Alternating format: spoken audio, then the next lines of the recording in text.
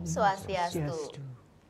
Halo pemirsa Bali TV, apa kabar Anda? Senang sekali kembali saya Aisu Santi Putra Nindya dapat menjumpai pemirsa Bali TV dimanapun berada dalam program acara Harmoni Bali, sebuah program acara kesehatan yang menyajikan informasi kesehatan untuk Anda pemirsa Bali TV dimanapun berada.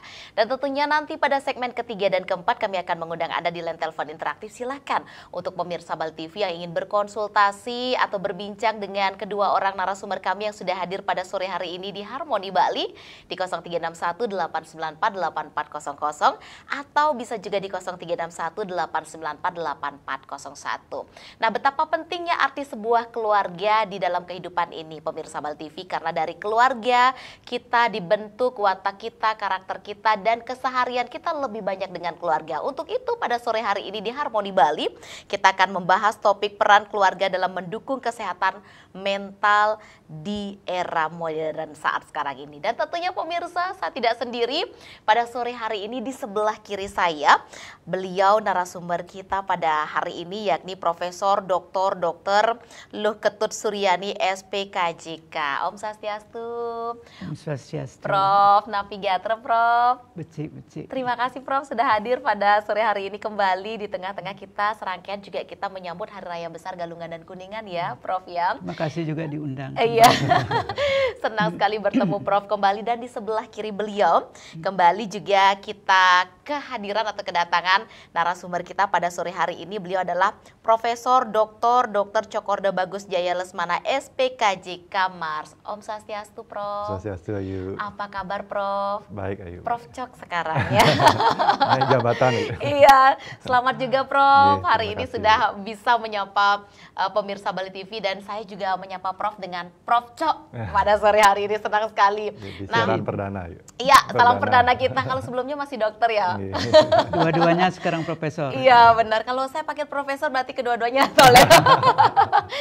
Dan pemirsa, menarik sekali dengan topik yang kita angkat adalah terkait keluarga sendiri. Bagaimana era modern saat sekarang ini digitalisasi, dan tidak banyak pemirsa Bali TV atau tidak sedikit banyak kita menemukan bahwa waktu untuk berkumpul bersama keluarga makin kesini makin berkurang, karena kebanyakan masyarakat sekarang adalah lebih ke bisnis atau lebih ke pekerja dan lain sebagainya. Hari ini kita akan bahas. Nah, kita ke Prof Suryani dulu. Prof, untuk tema kita hari ini adalah peran keluarga dalam mendukung kesehatan mental di era modern. Kenapa kita mengangkat tema ini hari ini, Prof?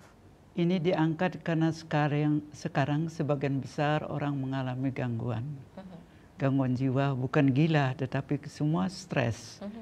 Kalau sudah stres mulai, itu akan menunggu kapan dia akan mengalami gangguan jiwa.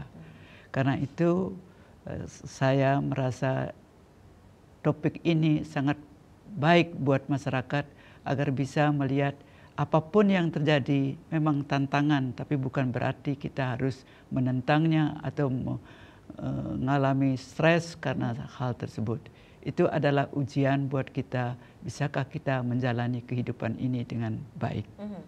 Oke, seberapa penting sih arti keluarga, Prof? Sangat-sangat penting. Karena di tangan kita, keluarga kita akan memberikan nama, kemudian menjadikan orang yang terbaik, apakah orang yang terjelek, tergantung kita. Karena itu kami berharap sebagai orang tua jangan cuma melahirkan anak, tapi bisakah membina sampai dia menjadi orang yang spesial, tidak hanya di rumahnya tetapi juga di masyarakat dan untuk Bali sendiri. Karena kita sekarang sangat tergores karena banyak orang yang datang ke sini, tetapi kita sendiri membiarkan mereka tinggal dan menetap, punya anak, punya keluarga di sini. Mari kita orang Bali menjaga Bali, kalau ingin Bali ini memang milik orang Bali. Iya, benar sekali Prof. Nah, sebelum kita jeda iklan Prof, keluarga yang seperti apa sih yang bisa menciptakan generasi-generasi penerusnya menjadi generasi yang gemilang, Prof? Keluarga yang bebas dari beban masa lampau.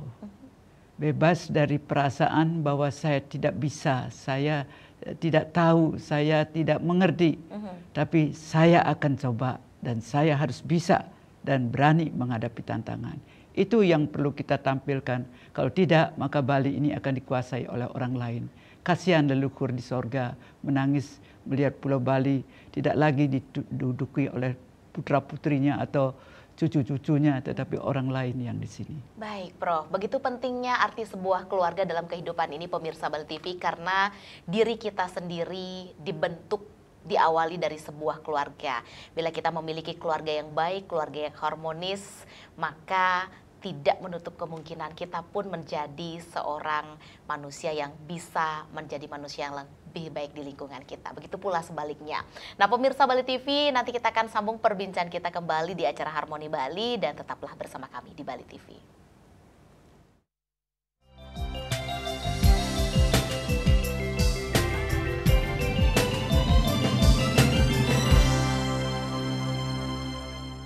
Pemirsa Bali TV masih di program acara Harmoni Bali bersama kedua orang profesor kita pada sore hari ini, dan kami mengingatkan kembali untuk pemirsa Bali TV dimanapun berada.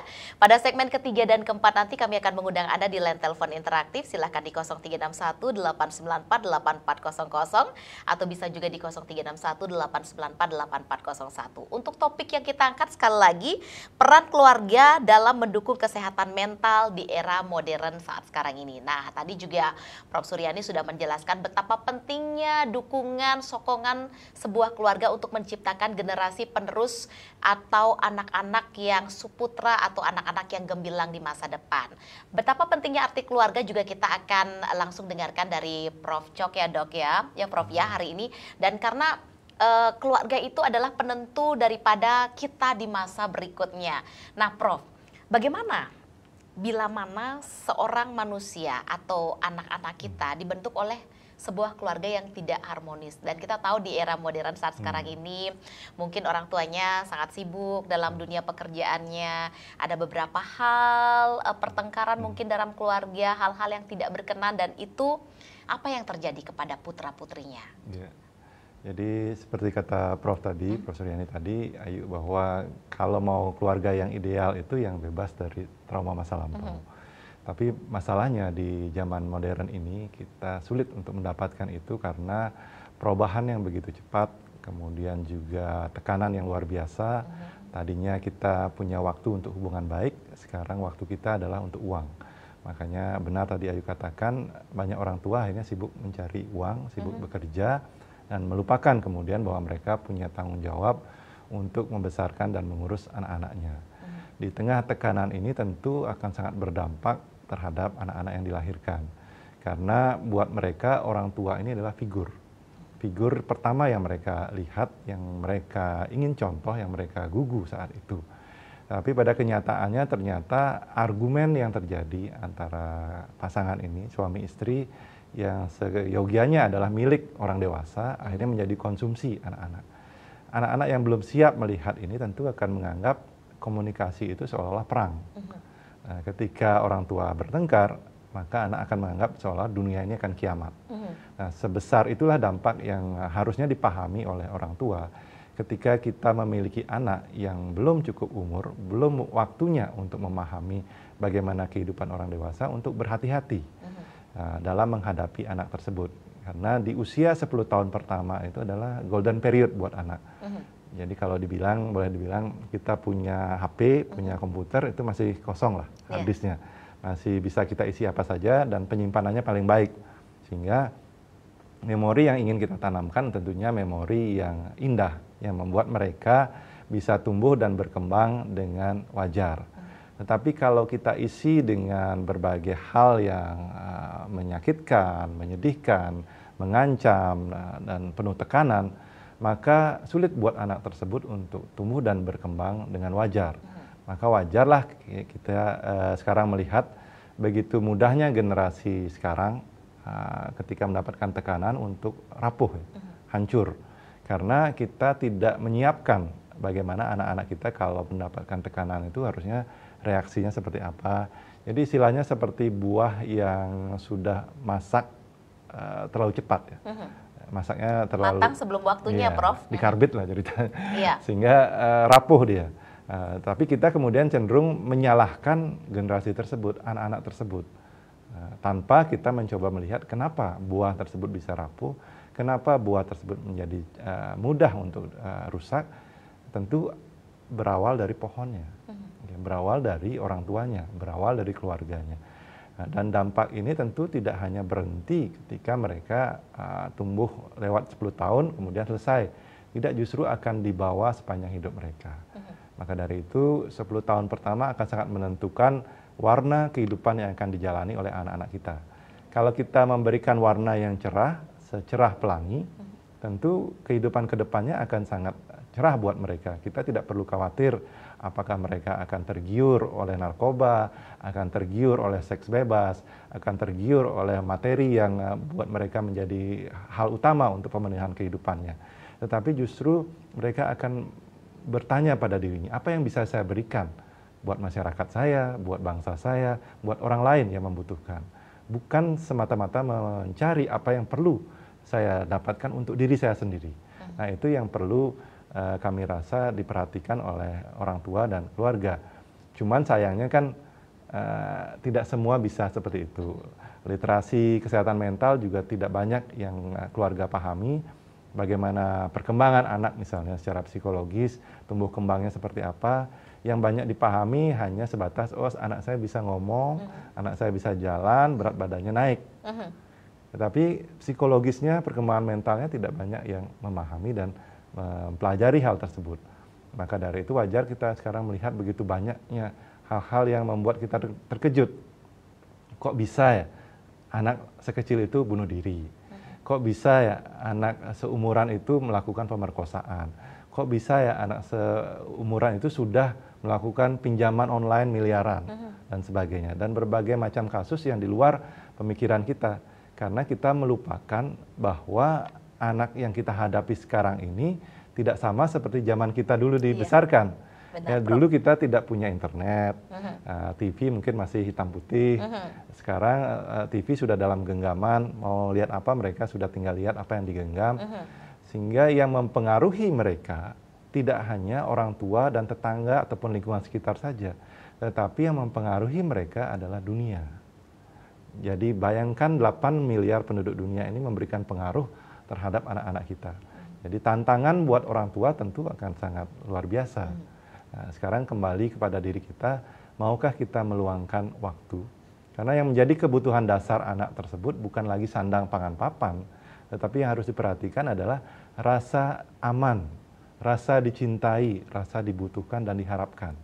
Kalau itu bisa kita berikan di usia 10 tahun pertama buat anak-anak kita, maka kami berani jamin mereka tidak akan melakukan hal-hal di luar pemikiran kita. Tetapi kalau kita tidak mampu memberikan itu, maka mereka siap-siap akan menjadi korban dari keganasan dunia ini. Dan yang paling berat tentunya, seperti Prof katakan tadi ya, jadi calon-calon pasien nanti. Karena sudah mengalami gangguan dan tentunya gangguan kejiwaan yang tidak banyak orang pahami saat ini. Oke, baik Prof Cok. Prof Suryani, dari pasien-pasien yang pernah datang ke Prof, dengan kondisi keluarga yang seperti apa yang cenderung lebih banyak di era modern yang kita temui saat sekarang ini? Dengan kondisi keluarga yang seperti apa yang menyebabkan mungkin sangat berdampak besar terhadap buah hati mereka? Prof, silakan. Kebanyakan pasien yang datang adalah mereka tidak diperhatikan oleh orang tuanya. Orang tuanya tidak ada waktu, orang tuanya sibuk, orang tuanya mengatakan saya harus mencari uang untuk anak. Dan juga dia berpikir bahwa saya juga mencari tempat posisi yang bagus untuk bisa berkarya lebih baik.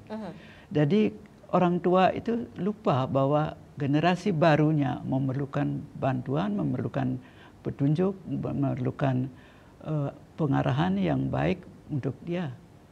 Dan yang lebih mengenaskan lagi, mereka menganggap punya anak sekedar punya anak, nanti biarkan besar sendiri, padahal tidak seperti itu. Nah, karena itu harusnya ada pemberian masukan buat anak-anak muda sebelum menikah. Pahami diri dulu, lepaskan diri dari beban masa lampau.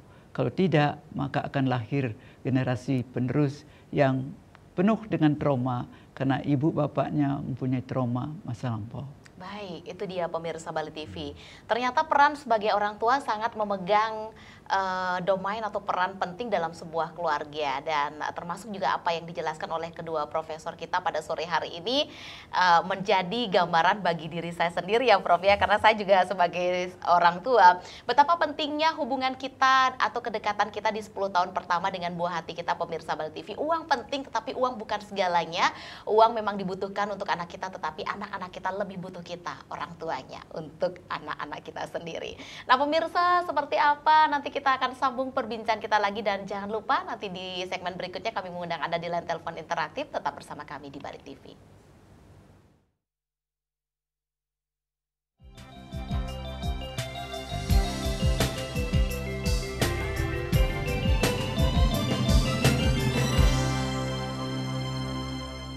Pemirsa Bali TV masih di Harmoni Bali pada sore hari ini bersama kedua orang profesor kita. Seperti janji kita tadi, silakan pemirsa, bila mana untuk Anda dimanapun berada yang menyaksikan acara Harmoni Bali pada sore hari ini yang ingin berkonsultasi dengan dua orang narasumber kami yang hadir pada sore hari ini. Silahkan di 0361-894-8401 atau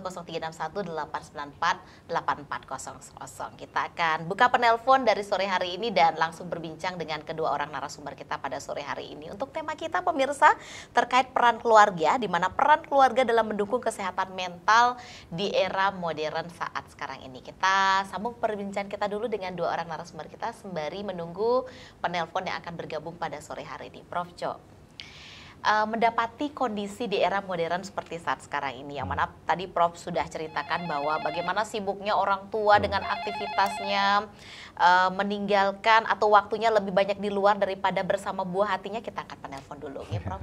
Ada Tutdi dari Klungkung. Om Swastiastu. Om Swastiastu. Om Swastiastu, Bu Inge, Om Swastiastu, Bapak Tutdi dari Klungkung. Silakan Pak Tutdi, apa yang mau disampaikan dengan Prof Jo dan Prof Suryani?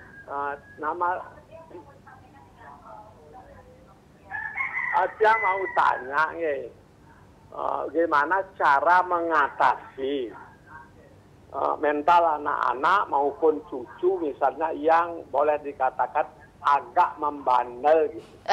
Kita sebagai orang tua sih ingin anak cucu kita menjadi orang yang soleha, menjadi orang yang suputra. Tapi setiap kita misalnya berikan nasihat, misalnya jangan terlalu sering main gadget gitu. Setiap ada kejadian-kejadian, misalnya seperti tadi kan ada korban anak-anak makan ini meninggal kan begitu. Kita share itu, kirimi dia biar tahu apa jawabannya.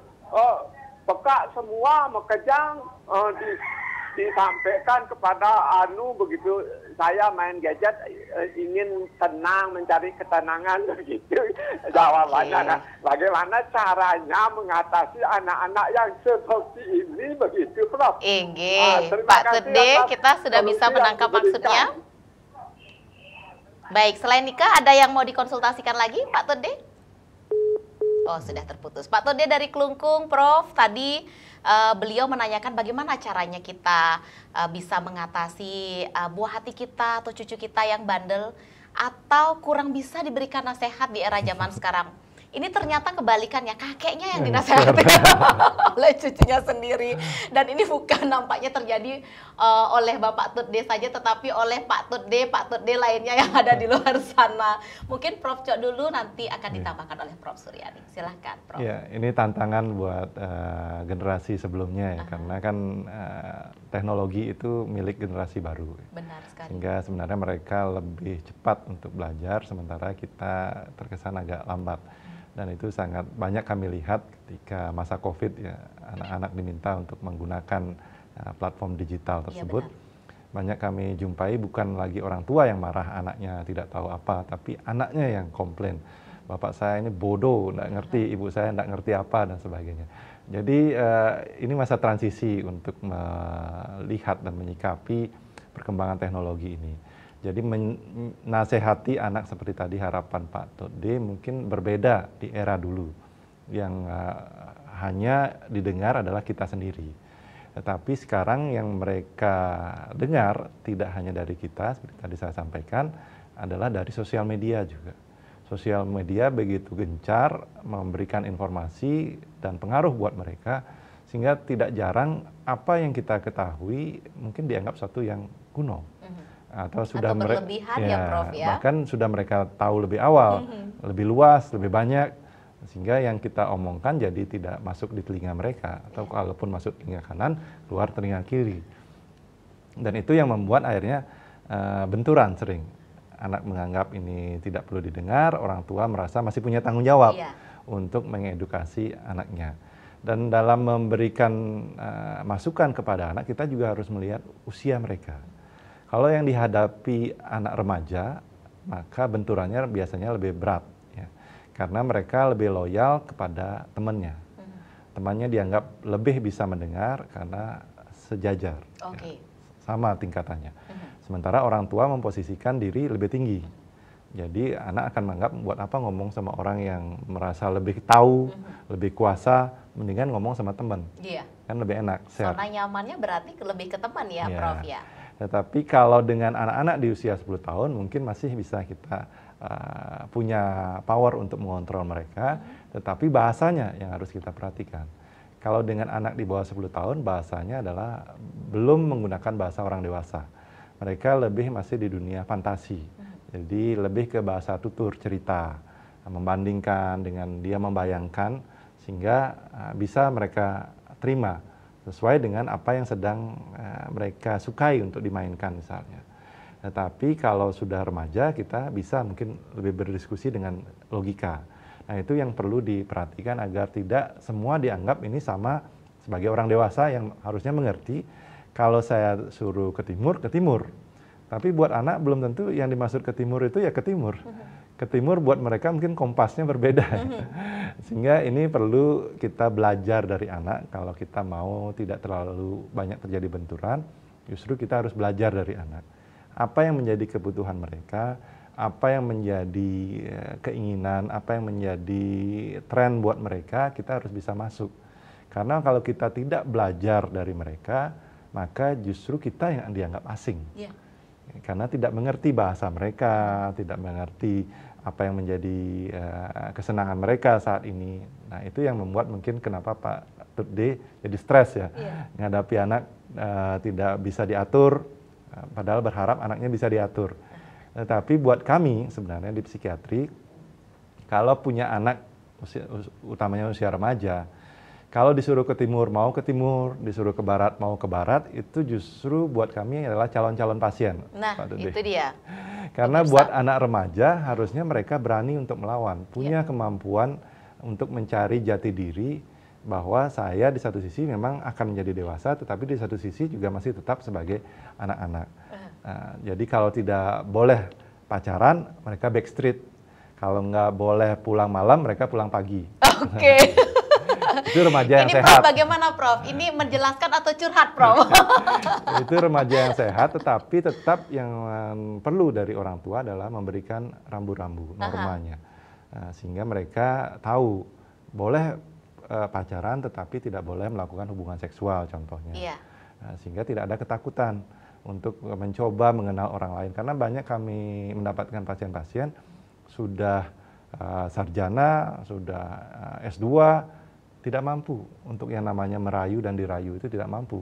Karena tetap teringat pesan orang tuanya tidak boleh pacaran. Kamu harus sekolah dulu, tamat SMA, kuliah dulu, setelah kuliah, nanti setelah tamat kuliahnya, akhirnya setelah tamat kuliah nggak ada teman yang bisa diajak atau dicari untuk menjadi pacarnya. Nah itu yang perlu juga diperhatikan oleh orang tua agar tidak memaksakan apa yang kita inginkan tanpa mau belajar dari anak-anak kita. Ternyata anak-anak itu menduplikasi kata-kata kita sangat luar biasa ya dok di era sekarang Prof. Ini yang perlu ditambahkan Prof Suryani sebelum nanti saya sambung ke pertanyaan berikutnya untuk Prof Cok sendiri. Ya, saya perlu tambahkan bagaimana orang tua mau mendengar apa yang dikeluhkan oleh anak. Ya, karena orang tua merasa selalu saya yang paling tahu anak-anak ngerti apa. Yang kedua, perlu biarkan anak itu bergaul dengan orang lain, tapi bagaimana kita menganalisa pergaulannya itu, karena itu orang tua harus juga ikut melihat dengan siapa dia bergaul dan kemudian diterjemahkan nanti di rumah apa yang benar dan apa yang tidak benar. Nah, itu juga perlu dilatih anak itu belajar dari pengalaman. Tapi jangan selalu anak itu salah, semua salah, tidak boleh ini, tidak boleh itu, jangan sama orang itu. Ya, akhirnya dia tidak tahu yang mana yang benar dan yang mana tidak. Jadi lebih bagus adakan ngobrol bersama, berdiskusi tentang apa yang dilihat tadi. Misalnya dia dipegang oleh orang lain, kemudian dipeluk. Nah, nanti ibu bapak perlu menyampaikan kenapa mau dipeluk seperti itu. Apakah tidak sebaiknya jangan mau dan sebagainya. Sehingga akhirnya anak itu mengerti bahwa itu tidak benar dan ini yang benar dan sebagainya. Baik. Karena banyak yang terjadi adalah ketakutan orang tua agar tidak mengulang apa yang dia alami, ditransfer ke anak-anaknya. Sehingga membuat anak-anak menjadi tambah khawatir lagi. Apa yang mereka tidak ingin lakukan tidak dapat dari apa yang menjadi ketakutan orang tuanya. Baik. Prof. Jo, ketika terjadi beban masa lalu dari orang tua sendiri, misalnya orang tua mengalami hal-hal yang tidak mengenakan pada fasenya mereka, pada zamannya mereka. Bagaimana cara mereka mengedukasi kepada buah hatinya agar hal itu tidak terulang lagi kepada anak-anaknya? Karena gaya komunikasi orang pada zaman mungkin di era kita atau zaman sebelum kita ya Prof ya, mungkin sedikit berbeda dengan penerimaan dengan era-era anak zaman sekarang yang sebenarnya jauh lebih pintar dan jauh lebih tahu daripada kita karena komunikasi sudah lebih canggih zaman sekarang, Prof. Seperti apa, Prof? Ya, kita senang menjadikan diri kita contoh. Iya. Karena menganggap pertama agar jangan mengulang atau satu sisi ya, agar anak-anak kita seperti kita jadinya. Tetapi pada kenyataannya anak ketika kita berikan contoh diri kita tidak jarang menganggap oh itu kan bapak, itu kan ibu, itu kan dulu. Nah, kenapa mesti yang dulu yang Anda alami itu mesti kami juga rasakan. Nah, itu yang perlu dipahami sehingga jangan sampai akhirnya terjadi penolakan dan anak akhirnya memilih lebih mencari informasi dan mendapatkan masukan dari luar dibandingkan dari kita yang sebenarnya lebih tahu siapa anak-anak kita.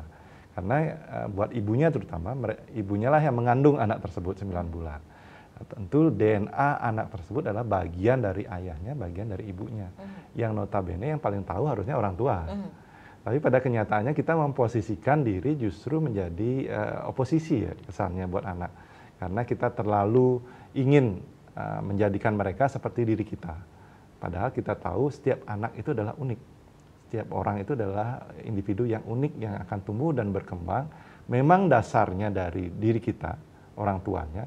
Tetapi mereka punya kesempatan untuk tumbuh dan berkembang dengan cara dan gaya yang berbeda tentunya. Karena dipengaruhi oleh lingkungan, dipengaruhi oleh pendidikan yang mereka dapat, dipengaruhi oleh perkembangan zaman yang mereka alami. Sehingga wajar kemudian mereka akan menjadi individu yang harusnya lebih baik dari kita. Tetapi kalau kita tidak awas, kita tidak menyiapkan atau kita melakukan, boleh dikatakan memupuknya berlebihan, fertilizernya berlebih, maka tanaman itu tidak akan tumbuh dengan baik, justru akan mati.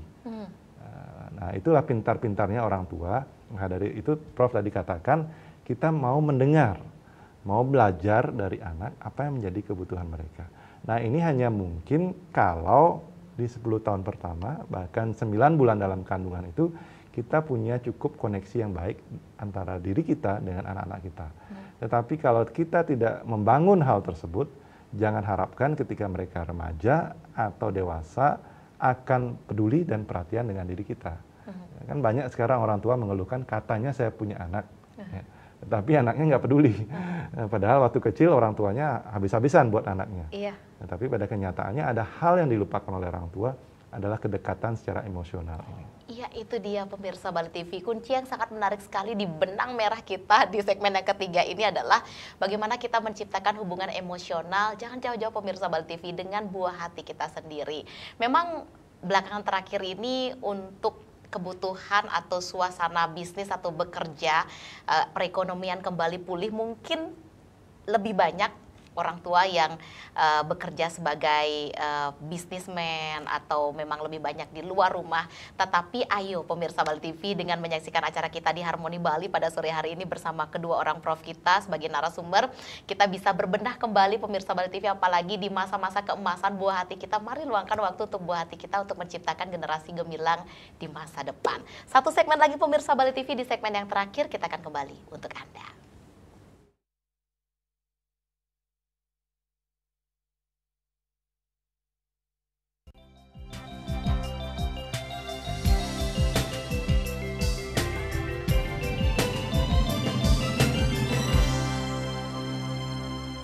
Pemirsa Bali TV, di segmen yang terakhir pada sore hari ini di program acara Harmoni Bali masih dengan topik peran keluarga dalam mendukung kesehatan mental di era modern. Silakan pemirsa di 0361 894 8400 atau 0361 894 8401 bila Anda pemirsa Bali TV ingin berkonsultasi dengan dua orang narasumber kami yang hadir pada sore hari ini.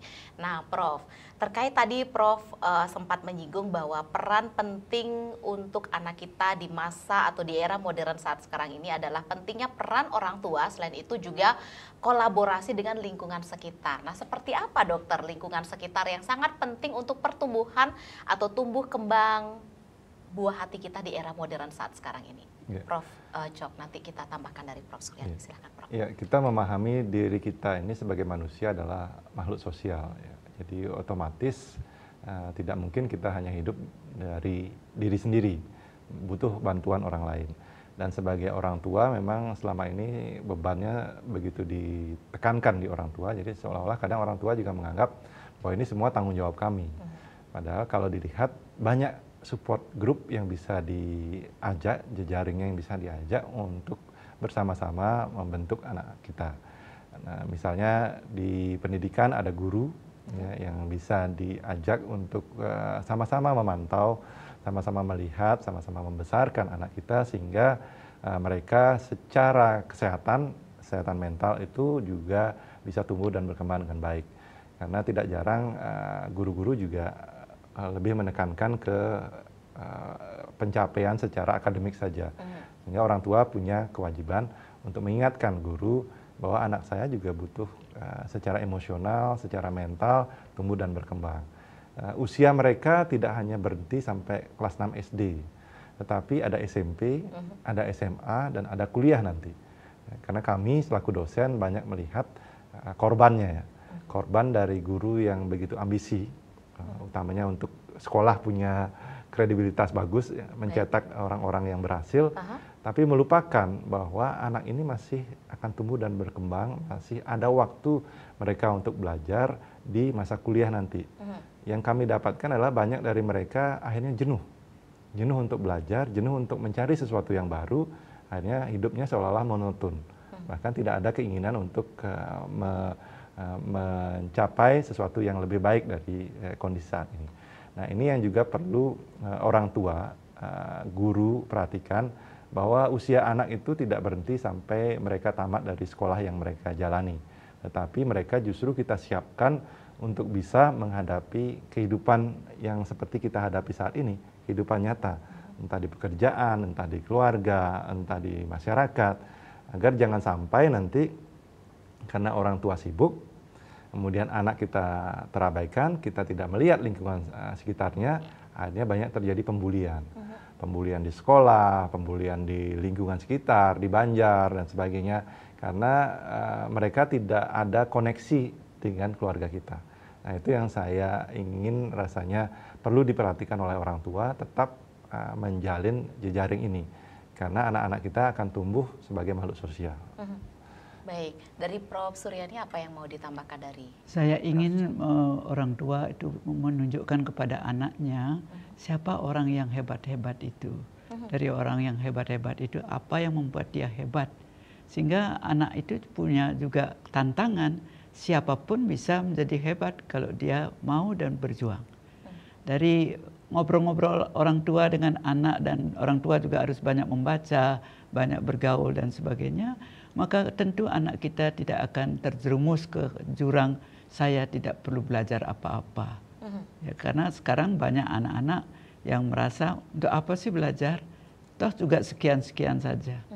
Dan kalau kita bisa merangsang anak dengan dia belajar, dengan membaca dan kemudian bergaul dengan orang lain, bisa menemukan hal-hal yang baru yang mungkin orang lain tidak pernah pikirkan. Baik, Prof, sebagai seorang dokter spesialis kedokteran jiwa, bagaimana bila mana sudah terlanjur terjadi dengan kondisi orang tua yang tidak mempunyai kedekatan emosional dengan buah hatinya atau putra-putrinya, yang menyebabkan buah hati atau putra-putrinya banyak sekali terjerat kasus-kasus yang kita tahu banyak sekali marak belakangan terakhir ini. Salah satu kasusnya mungkin terjerat buah hati beliau. Bagaimana cara pendekatan atau bagaimana cara menangani dari seorang kedokteran jiwa untuk kasus-kasus yang seperti demikian, Prof. Suryani?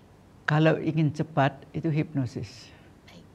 Jadi dia dibawa ke masa lalu, bagaimana dia sampai terjerumus dalam pemikiran seperti tadi. Itu yang paling baik, ya. Tetapi kan hipnosis itu mahal. Karena itu kalau tidak mempunyai uang, ajak diskusi anak itu. Mulai apa yang menjadi masalah, dengan diskusi, dengan pemahaman kita rubah sedikit demi sedikit sehingga dia tahu apa yang harus dilakukannya. Kalau tidak, maka dia pun menjadi bingung. Yang lainnya adalah berikan dia membaca tokoh-tokoh apa yang perlu dilakukan. Kalau misalnya perempuan, mungkin kita berikan tokoh Raden Ajeng Kartini. Kalau yang laki, yang buku yang lainnya dan sebagainya. Tergantung kita ingin membuat anak kita menjadi orang spesial atau tidak. Baik, Prof. Jo. Dengan kondisi saat sekarang ini kita mendapati banyak kasus di luar sana yang terkait dengan mental daripada anak-anak ya, termasuk ke mental health-nya dan rapuhnya generasi zaman sekarang bagikan generasi stroberi dikatakan. Dia cantik sekali di luar, menggoda di luar, ternyata dia sangat tidak sekuat terlihat, sangat rapuh sekali ketika kita genggam, ketika mungkin kita genggam lebih erat lagi dia sudah tidak berbentuk sama sekali, tidak secantik stroberi di awal. Prof, dari gambaran Prof sendiri sebagai seorang dokter spesialis kedokteran jiwa, bagaimana cara kita memupuk rasa kedekatan dengan buah hati kita sendiri, karena keluarga begitu memiliki peran penting sebelum terjadinya hal-hal yang tidak kita inginkan suatu saat nanti, Prof. Ya. Kalau dilihat dari aspek budaya, sebenarnya kita sudah disiapkan ya.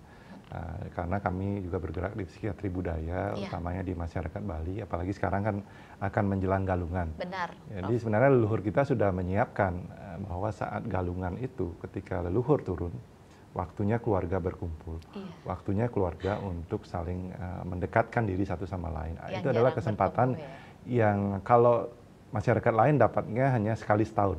Nah, kalau kita bisa dapat 2 kali setahun. Benar, Prof. Jadi sudah disiapkan sangat baik sehingga seharusnya orang Bali bisa memanfaatkan ini untuk menjalin ikatan emosional dengan anak-anaknya dari sejak dini. Karena di upacara inilah kita akan bisa ada waktu untuk saling mengenal, saling bercengkrama, saling memahami. Cuman jangan kemudian dilelahkan oleh upacara yang glamor tersebut. Tetapi justru harus mencari esensinya. Apa sih makna dari upacara ini? Adalah untuk menjalin kedekatan secara emosional antara anggota keluarga dan leluhur kita. Nah, kalau kita bisa memanfaatkan itu dengan baik, saya rasa tidak akan ada yang namanya anak merasa jauh dengan orang tuanya atau benturan yang sangat berat antara anak dengan orang tua. Baik, pemirsa Bali TV, tadi sudah disampaikan oleh kedua orang narasumber kita bagaimana cara kita melakukan atau memberikan kasih sayang, kedekatan emosional, karena hal-hal yang bisa terjadi diawali dari keluarga terlebih dahulu. Bila kita bisa memberikan pendidikan yang baik, keluarga kita harmonis, maka tidak menutup kemungkinan kita akan mempunyai buah hati yang baik pula di masa depan sesuai dengan harapan kita. Pemirsa, menarik sekali perbincangan kita pada sore hari ini, namun waktu kita terbatas dan tentunya pada hari ini sebelum kita menutup acara Harmoni Bali bersama kedua orang narasumber kami, ada Prof. Jo, ada Prof. Suryani, terkait tema kita peran keluarga dalam mendukung kesehatan mental di era modern. Apa yang mau disampaikan untuk pemirsa Bali TV, Prof. Suryani, menutup acara kita pada sore hari ini? Silakan Prof, nanti diakhiri oleh Dr. Jo. Saya ingin orang tua ada waktu untuk ngobrol, bercerita, dan memberikan masukan pada anaknya sebelum tidur. Adakan sekali-sekali seperti itu, karena itu momen yang bagus untuk anak, nanti akan dibawa dalam tidur, dalam mimpi, sehingga merupakan pelajaran yang berharga untuk menjadikan dirinya orang yang spesial dalam kehidupan ini. Wah, pantas ada lagu Mimpi Adalah Kunci. Prof. Cho, silakan. Ya, kita masih punya satu modalitas yang sangat besar, yaitu keluarga dibandingkan masyarakat lain. Maka dari itu manfaatkanlah ini, karena dari keluarga kita akan bisa menghasilkan generasi yang lebih baik. Tetapi jangan kemudian dibalik, membuat keluarga justru menjadi tempat stres buat anak-anak. Tapi jadikanlah keluarga sebagai tempat mereka untuk bertanya, jadikanlah tempat untuk menyelesaikan permasalahan yang mereka hadapi, sehingga mereka bisa tumbuh dan berkembang dengan wajar. Terima kasih banyak Prof. Suryani, Prof. Cho, matur sukses poping banget, selamat menyambut Hari Raya Galungan dan Kuningan ya Prof. Ya. Dan pemirsa Bali TV, tidak terasa 1 jam sudah kita bersama Harmoni Bali bersama kedua orang narasumber kita pada sore hari ini. Terima kasih untuk pemirsa Bali TV dimanapun berada, dan tentunya mudah-mudahan apa yang kami informasikan pada sore hari ini dapat bermanfaat bagi Anda. Tidak lupa untuk umat Hindu Sedharma dimanapun berada, selamat menyambut Hari Raya Besar Galungan dan Kuningan. Semoga kita semua selalu dalam lindungan Tuhan Yang Maha Esa. Akhir kata, saya Aisu Santi Putra Nindya mewakili seluruh kerabat kerja Bali TV yang bertugas pada sore hari ini pamit undur diri, dan kami akhiri dengan Parame Santi. Om Santi, Santi, Santi, Om.